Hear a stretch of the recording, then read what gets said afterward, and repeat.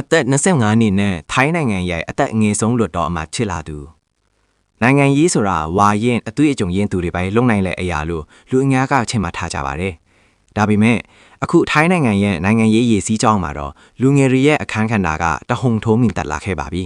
။အထူးသဖြင့်ပြီးခဲ့တဲ့အထွေထွေရွေးကောက်ပွဲမှာတနိုင်ငံလုံးကိုအံ့အားသင့်စေခဲ့တာကတော့အသက်25နှစ်အရွယ်မိန်းကလေးတူလွတ်တော်အမတ်ဖက်ရွေးချယ်ခံရခြင်းပါပဲ။သူမကတော့ထိုင်းနိုင်ငံရဲ့အသက်အငယ်ဆုံးလွတ်တော်အမတ်တွေထဲကတူဖြစ်လာမဲ့နတီတာလီကူတာကွန်ပဲဖြစ်ပါတယ်။သူမရဲ့နာမည်အရင်းကနတီတာလီကူတာကွန်ဖြစ်ပြီးမဲ့လူတီးများတဲ့အမိပြောင်ကတော့ဘလွိုင်း